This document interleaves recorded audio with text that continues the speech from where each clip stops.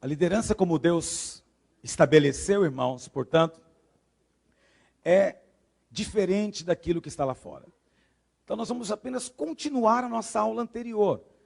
Isso aqui não é nem, na verdade, uma outra aula. É a mesma aula, nós demos uma pausa para você meditar a respeito do que nós dissemos até agora. Lá em Gênesis capítulo 1, verso 28, Deus disse ao homem para ele ser fecundo, multiplicar-se, encher a terra, sujeitar e dominar. Cada ser humano foi criado para sujeitar e para dominar, ou seja, cada um de nós foi criado para ser um líder. Então, na verdade, nós estamos aqui para mudar a sua mentalidade. Mentalidade que só alguns lideram. Só os mais carismáticos, só os mais bem treinados, só os mais temperamentais. Quer dizer, vamos tirar esses conceitos equivocados, vamos mudar a nossa mente e vamos assumir a nossa posição. Cada um de nós foi chamado para ser líder na casa de Deus. Posso ouvir um amém de alguém? Muito bem. Mas eu frisei isso na última reunião e quero reafirmar e agora eu quero provar para você. Se você seguir os princípios da palavra de Deus, é inevitável que você se torne um líder. Então a pergunta para você hoje é o seguinte: por que você ainda não está liderando?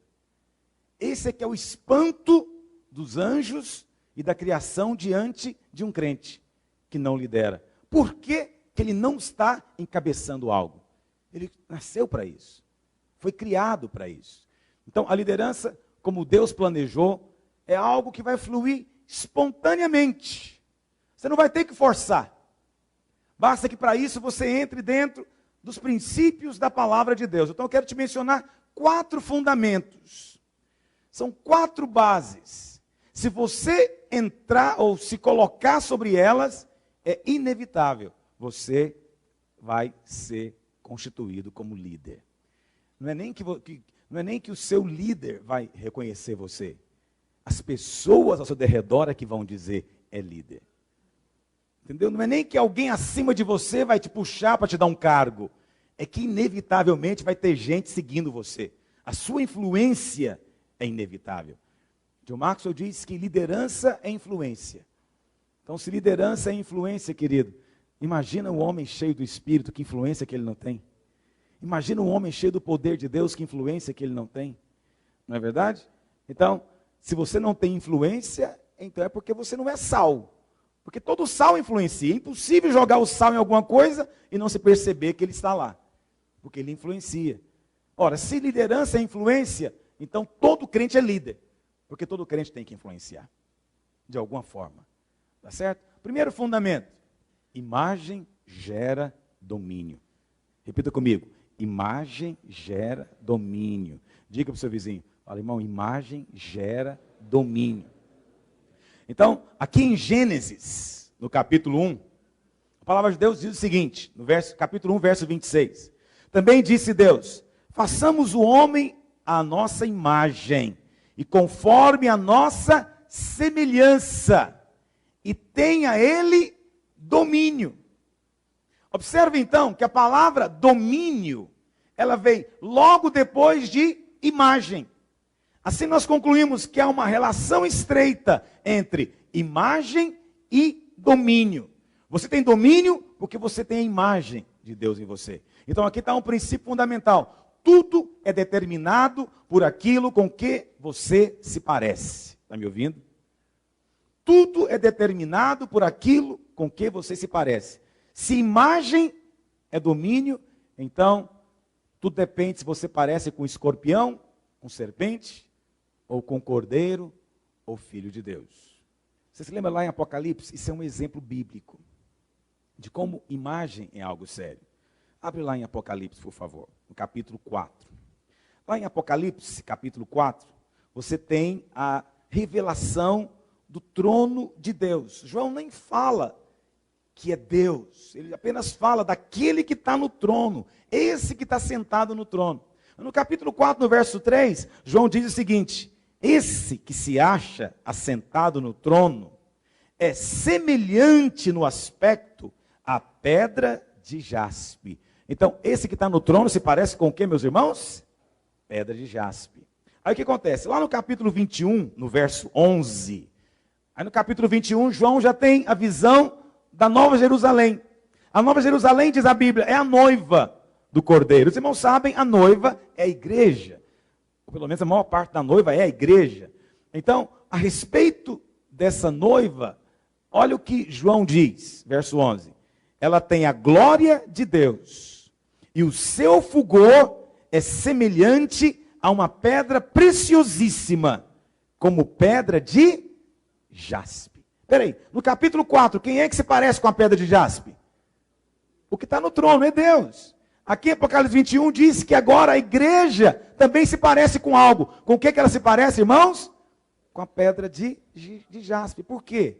Porque o destino da igreja é cumprir o propósito de Deus. É ser a exata expressão e imagem daquele que está sentado no trono.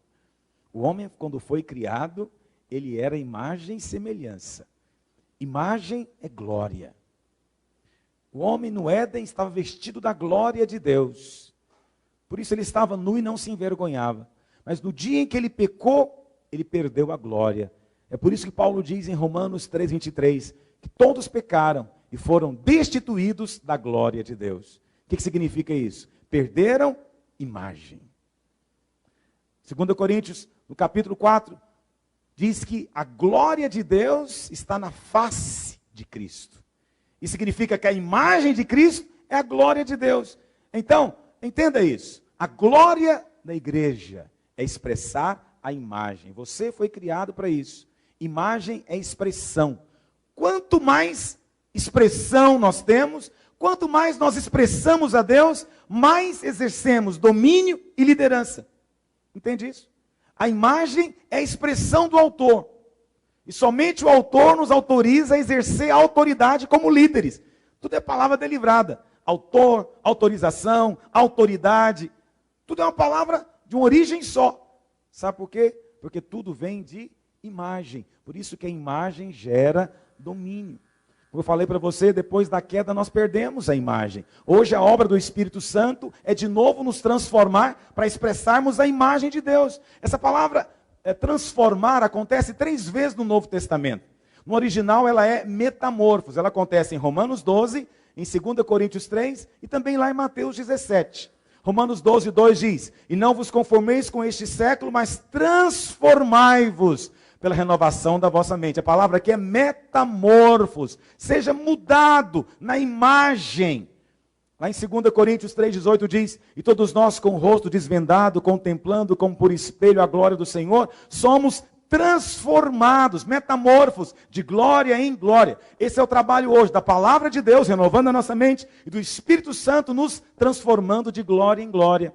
A terceira vez que a palavra ocorre está lá em Mateus 17. Só que a palavra metamorfos lá não é traduzida como transformar, traduzida como transfigurar. Lá em Mateus 16, verso 28, abre lá em Mateus 16, verso 28. Mateus 16, 28, diz assim: em verdade vos digo, que alguns aqui se encontram, que de maneira nenhuma passarão pela morte, até que vejam vir o Filho do Homem no seu reino. Reino é governo. Reino é domínio. Então, reino é o mesmo que Adão foi chamado para fazer, para reinar, sujeitar e dominar. Aqui está dizendo, alguns não vão passar pela morte, porque eles vão ver o Filho do Homem vindo no seu governo, na sua autoridade. Ora, Jesus não voltou ainda, então esse versículo não está falando da volta dele. Mas o verso seguinte diz que 6 dias depois, ele tomou consigo Pedro, Tiago e João, e os levou em particular a um alto monte. E no verso 2 diz: e foi transfigurado diante deles, e o seu rosto resplandecia como o sol, e as suas vestes tornaram-se brancas como a luz. A palavra transfigurar aqui é transformar. Aqui está dizendo então que eles viram Jesus no seu reino, no seu governo. Qual que é o governo? A manifestação do reino é domínio. Qual foi a manifestação então do domínio, do reino? Foi a imagem. Naquele momento eles viram de fato a imagem de Cristo. Ele foi transfigurado. Assim acontece com todo crente. É inevitável. Quanto mais um crente se parece com Jesus, mais vai acontecer o que com ele, meus irmãos? Mais ele vai ter autoridade, domínio, sujeição, governo, mais ele vai reinar em vida. Quantos entendem o que eu estou dizendo? Portanto, é inevitável. Então, na verdade, é até um diagnóstico isso. Se você não lidera, querido, é porque você não tem imagem. Se você não lidera, então já é o inverso. É porque você não está expressando. Porque quem expressa, encabeça. Quantos acompanharam o raciocínio que eu estou dizendo aqui? Amém? Segundo fundamento, o sacerdócio introduz a realeza. Esse é um princípio bíblico espiritual. É quase uma repetição do princípio anterior. Por quê? Porque imagem nos fala de sacerdócio. E domínio nos fala de realeza. Sacerdócio é parecer-se com o Senhor. Domínio é exercer o reino. E lá em Apocalipse 5, verso 10, diz que e para o nosso Deus os constituíste reino e sacerdotes, e reinarão sobre a terra. Ou seja, vão cumprir Gênesis capítulo 1. Vão sujeitar e vão dominar sobre a terra. O sacerdócio introduz a realeza. No Velho Testamento tinha 2 ministérios básicos: sacerdócio e realeza. O primeiro era o sacerdócio. Sacerdote é aquele que estava diante de Deus. E o que nós vemos no Velho Testamento? Nós vemos que Samuel, que era sacerdote, ungiu Davi, que era rei da tribo de Judá. No Novo Testamento nós vemos o quê? João Batista, que era sacerdote, ele é que introduz Jesus, da tribo de Judá, à realeza. É um princípio. O sacerdócio introduz a realeza. Se nós formos genuínos sacerdotes, nós sempre introduziremos a realeza. Davi também é um exemplo disso. Por que Davi fluiu na realeza? E a Bíblia fala que o seu reino jamais vai ter fim. Porque na verdade Davi também era um sacerdote. Agora, é óbvio que Davi não era sacerdote levita. Ele era um sacerdote de uma outra linhagem. Porque diz a Bíblia que Davi entrou no lugar santo, comeu dos pães da proposição, o qual ninguém podia comer. E se alguém comesse, era morto. Davi comeu e não morreu. Está lá em 1 Samuel 21, verso 6. Por que ele comeu e não morreu? Porque o sacerdote pode comer. Davi era um sacerdote. Está aí nos Salmos para você ver. Dezenas de salmos que o sacerdote escreveu. É porque ele era um sacerdote, que ele pôde exercer plenamente realeza. Então, primeiro nós somos sacerdotes, levando pessoas até Deus. Depois nos tornamos reis, manifestando a autoridade do reino sobre a terra. Então, nessa altura alguém poderia questionar: pastor, se nós somos todos líderes, quem serão os liderados? É o mesmo princípio. Todos são líderes e todos são liderados. Por quê? Cada um na sua função é liderança. Agora, eu gosto sempre de usar essa ilustração. A Bíblia não fala que Jesus é o rei dos escravos, fala? É engraçado que esse é um título do diabo. Rei dos escravos. Senhor das moscas. Sabia? Baal significa Senhor das moscas. É isso que é o título do diabo. Jesus nunca é chamado de Senhor dos escravos, Deus dos escravos. Não. Mas na verdade, quando Deus vai tirar o povo de Israel do Egito, ele fala que Israel é príncipe. Sabe por quê? Deus não pode ser Deus de escravo.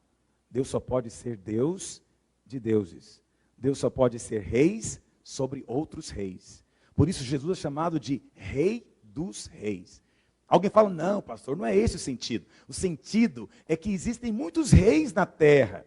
E Jesus é o Rei dos Reis. Igual quando fala que ele é o médico dos médicos. É que tem muitos médicos na terra, mas ele é o médico dos médicos. Tudo bem, você quer interpretar assim? Isso também é verdade. Mas a verdade mais profunda não é essa.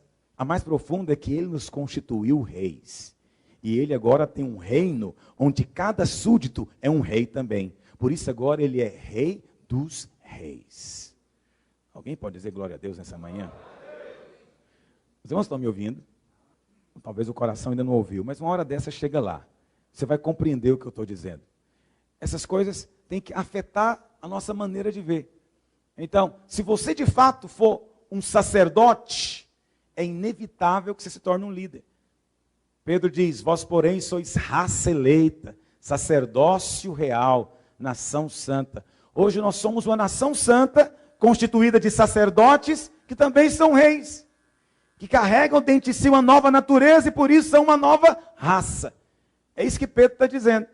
Todos nós somos esses, reis e sacerdotes.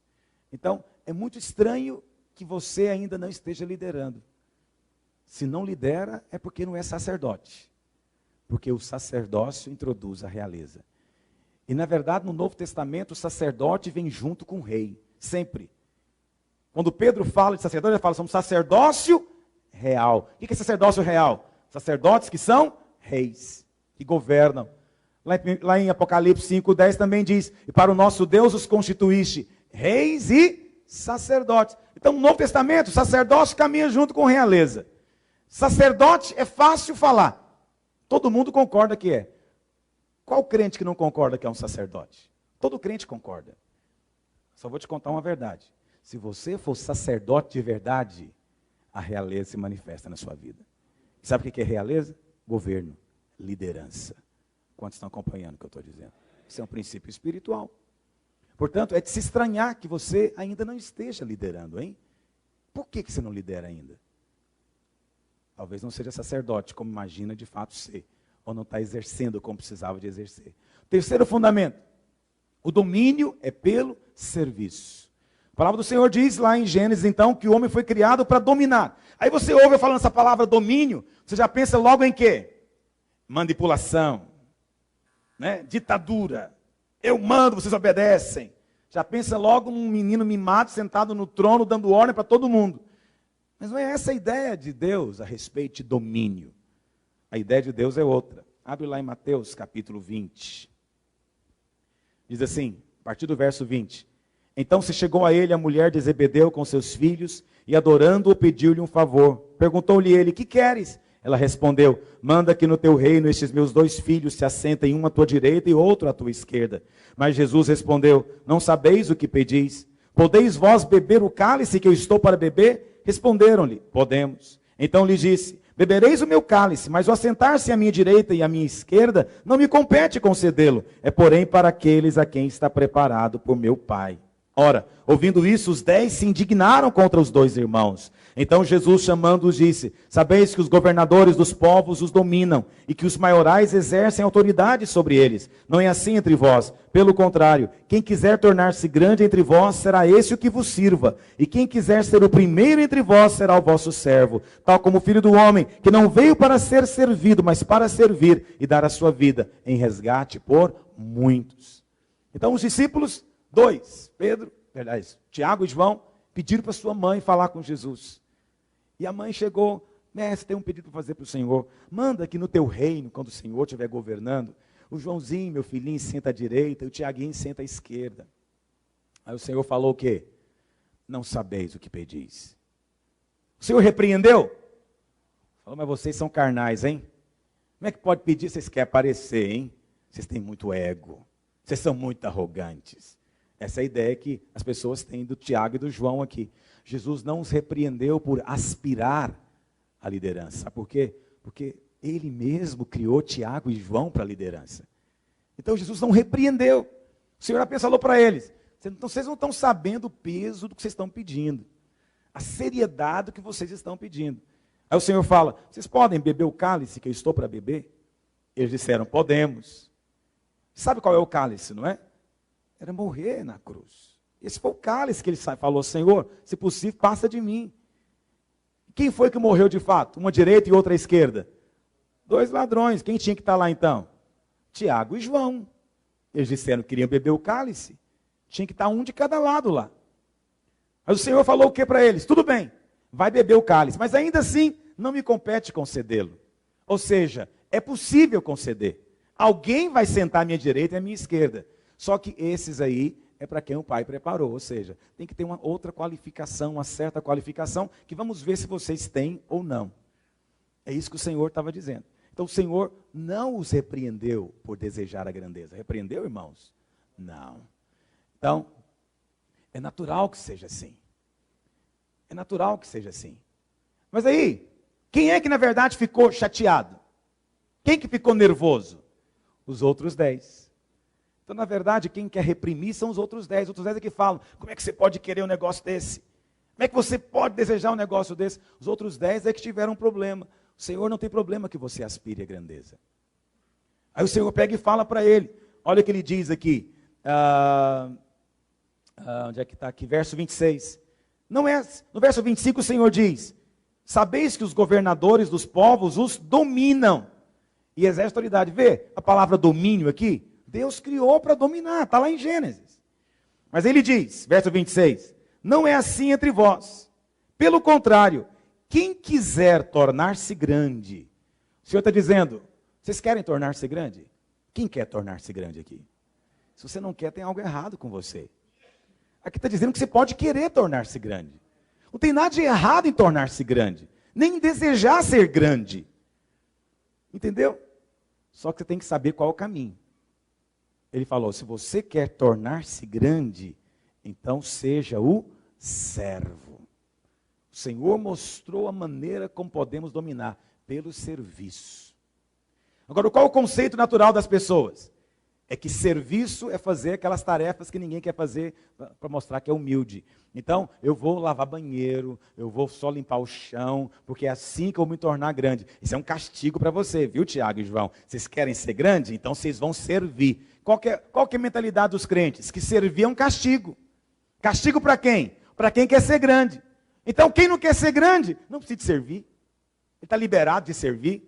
Serviço é o castigo para os arrogantes. Não é essa a mentalidade? Mas está errado. Jesus disse que o serviço é o caminho da grandeza. Mas qual que é o serviço? É simplesmente limpar chão? Não. Ele dá um exemplo. Ele diz, assim como o Filho do Homem, que veio para servir e não para ser servido. E como é que ele diz que serviu? Dando a sua vida em resgate por muitos. Você acha que o Senhor servia limpando o banheiro para o Pedro, simplesmente? Até creio que ele podia fazer, mas não creio que era isso que ele tinha em mente. A maneira como o Senhor serviu era cumprindo o propósito para o que Deus o designou. A maneira como nós servimos também é enxergando o propósito para o que nós fomos chamados e exercendo. Jesus veio para dar a vida em resgate, por isso ele serviu.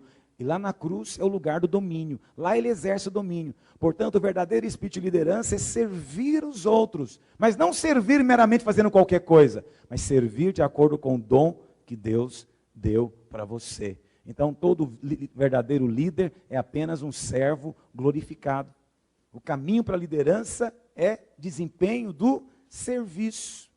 E o que é o serviço? Nada mais é do que o chamado que nós tivemos, o propósito de Deus para nós. Quantos estão acompanhando o que eu estou dizendo? Isso é uma compreensão de um conceito. Então, aqueles irmãozinhos que chegam para mim e falam, pastor, não quero liderar não, eu só quero servir. Me deixa aqui que eu vou servir. Ele está falando algo que tem sentido aos olhos de Deus?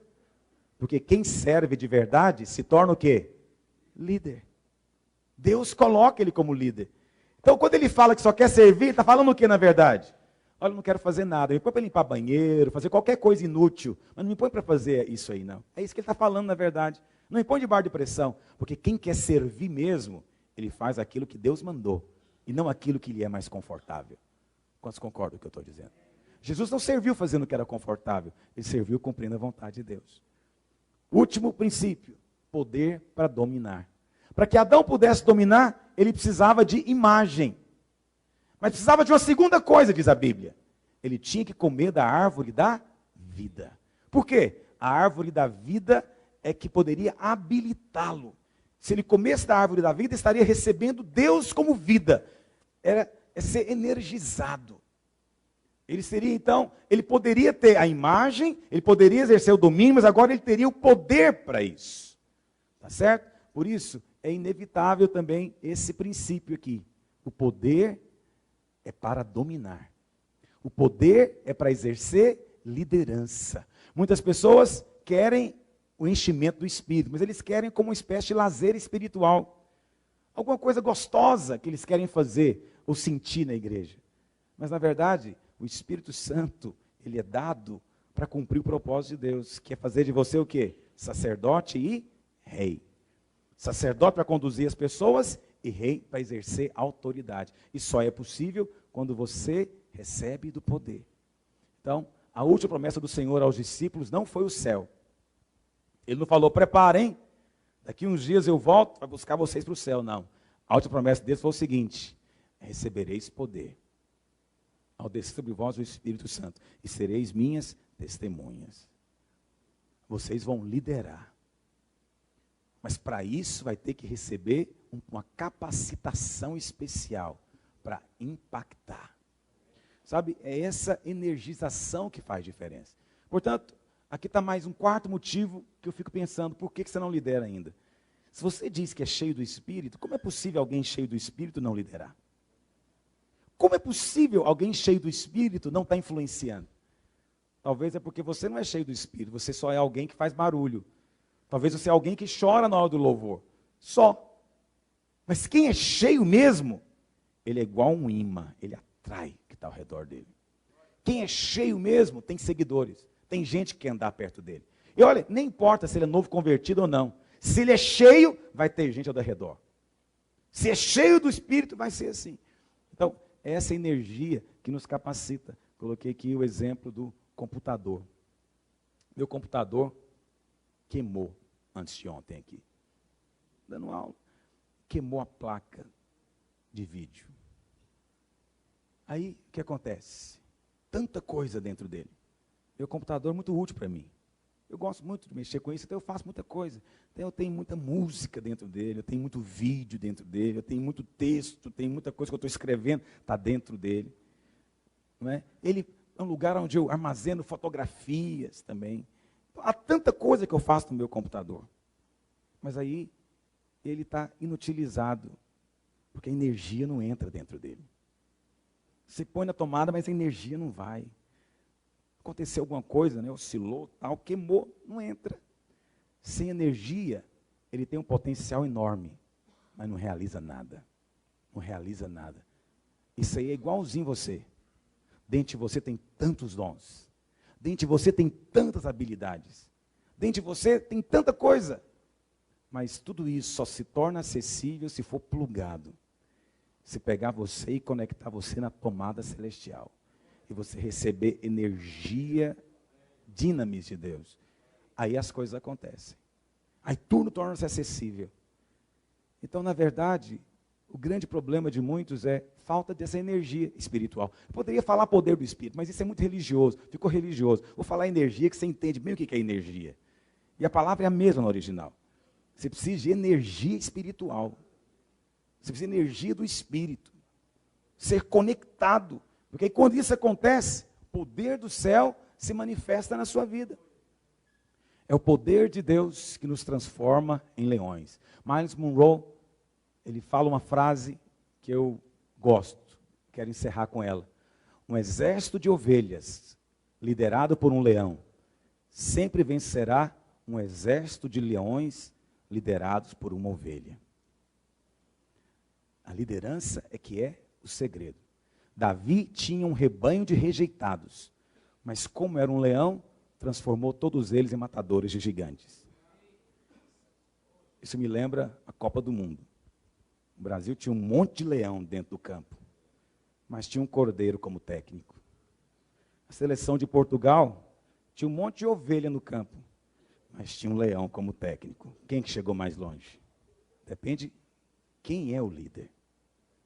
Então, você foi chamado para exercer essa diferença. Então, você quer mudar a história? Muda o líder. Quer mudar uma célula? Muda o líder. Quer mudar uma igreja? Troca o pastor. Quer mudar uma nação? Muda os seus governantes. Tudo é uma questão de liderança. Fomos chamados e criados para isso. Quantos querem responder ao chamado de Deus? Fiquem em pé, então. Vamos responder ao Senhor. Põe a sua mão no seu peito, sinal simbólico. Fala para o Espírito de Deus. Senhor, muda a nossa mentalidade, muda nosso entendimento natural. Ó Deus, que possamos entrar, ó Deus, na prática, na vivência daquilo para o que fomos criados, desenhados por Ti, para exercer domínio, para exercer governo, dá-nos capacitação sobrenatural. Nós pedimos ao Senhor nesse dia, em nome de Jesus. Amém e amém. Podem assentar, irmãos. Amém e amém. Podem assentar, irmãos. Amém e amém. Podem assentar, irmãos. Amém e amém. Podem assentar.